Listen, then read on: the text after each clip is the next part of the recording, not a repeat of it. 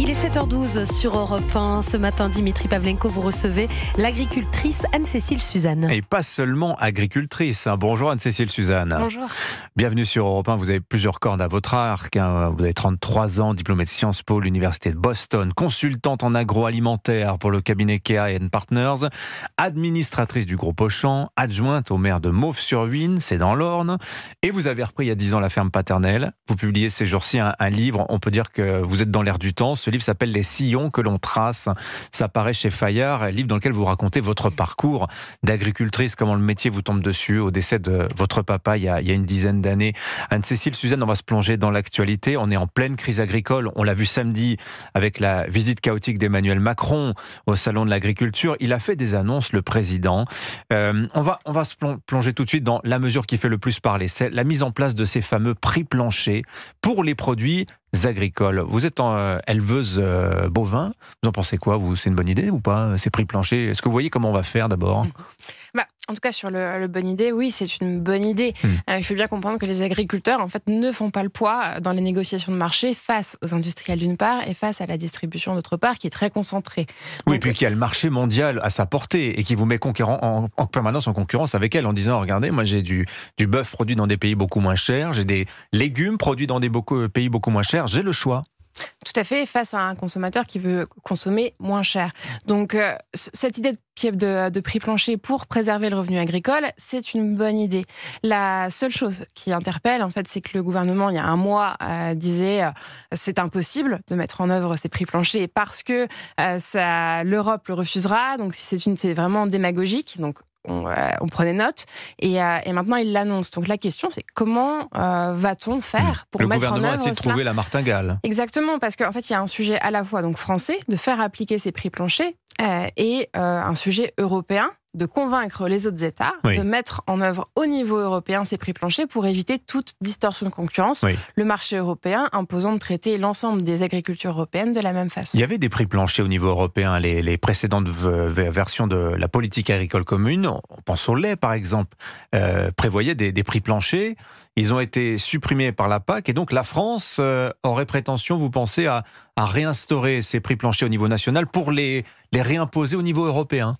Elle ne pourra jamais les réimposer, ces prix planchers. Elle pourra travailler dessus. En fait, ça a été supprimé il y a quelque temps parce qu'on produisait trop en Europe. Donc là, l'idée de réintroduire des prix planchers, ça peut après mener à trop de production. Mais là, on est dans un état de déliquescence de l'agriculture, notamment française, avec des pertes de filières entières.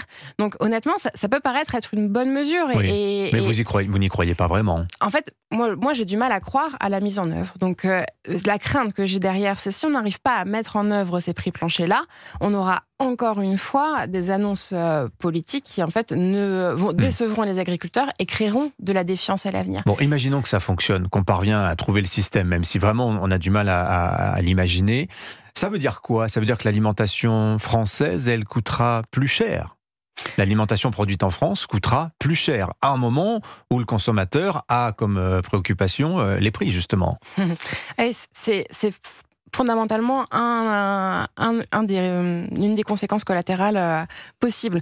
Il y a aussi d'autres possibilités, parce que les prix agricoles ne pèsent pas non plus à 90% des prix alimentaires finaux. Il y a les prix de production industrielle, il y a plein d'autres coûts. Il y a beaucoup de marketing aussi dans les produits industriels. Il n'est pas certain que ça impacte énormément le prix final, parce qu'on parle souvent à la portion de quelques centimes pour le consommateur final. Donc là-dessus, je resterai quand même mesurée. Mais il y a un autre point qui est absent beaucoup des mesures gouvernementales à date, en tout cas des annonces, c'est la diminution des coûts, notamment de la fiscalité qui pèse très fortement.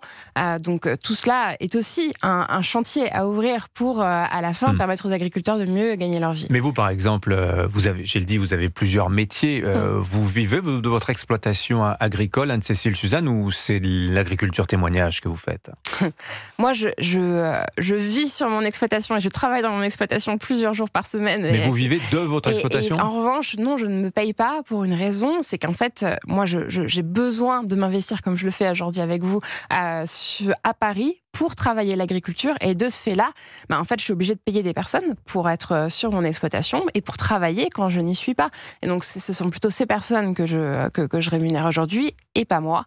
Donc, je me rémunère autrement. Il y a quand même 2 personnes qui vivent de votre exploitation. Pas vous, mais vos salariés. Tout à fait. C'est pour ça que moi, j'estime que c'est un succès.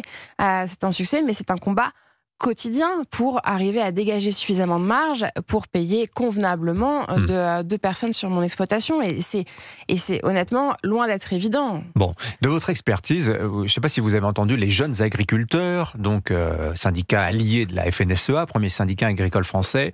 Les JA veulent un diagnostic de fond sur la ferme France. Ils disent en fait, il faut qu'on se pose les bonnes questions. Quels sont les marchés que l'on vise? Pour nourrir qui? Est-ce qu'on est là pour nourrir 8 milliards d'êtres humains, comme l'a dit encore Emmanuel Macron samedi, ou bien pour nourrir les Français? De combien d'agriculteurs avons-nous besoin, etc., etc. Qu'est-ce que vous en pensez, vous? Oui, fondamentalement, en fait, je fais un pas en arrière. À l'après-guerre, on a dit aux agriculteurs, il faut absolument produire. C'était enthousiasmant de produire pour nourrir les gens, pour nourrir à bas prix les gens aussi. Aujourd'hui, on ne sait plus pourquoi on est agriculteur. Est-ce que c'est pour nourrir les gens? Est-ce que c'est pour français? Est-ce que c'est pour nourrir le monde? Est-ce que c'est pour protéger l'environnement, l'entretenir? On ne nous dit pas clairement ce qu'on attend de nous. Et derrière, par contre, est-ce que vous êtes les jardiniers de la nature ou des producteurs d'aliments? C'est ça un peu l'idée? Exactement. Et on n'a pas tranché ce débat-là. On n'a absolument pas tranché ce débat. Et du coup, on est à coup d'injonctions contradictoires, à dire il faut faire ci, il faut faire ça. Mais posons-nous et dites-nous ce que vous voulez qu'on fasse. Oui. Est-ce que c'était un impair, vous pensez, politiquement? Ce sera ma dernière question, Anne-Cécile Suzanne, d'inviter les soulèvements de la terre, comme l'a fait l'Élysée. Je dis l'Élysée, parce que visiblement tout ça n'est pas très clair. Le président a démenti une invitation formelle au soulèvement de la terre. Bon, l'idée en tout cas a été clairement évoquée. C'est ce qui a déclenché la colère de samedi matin, des images très impressionnantes.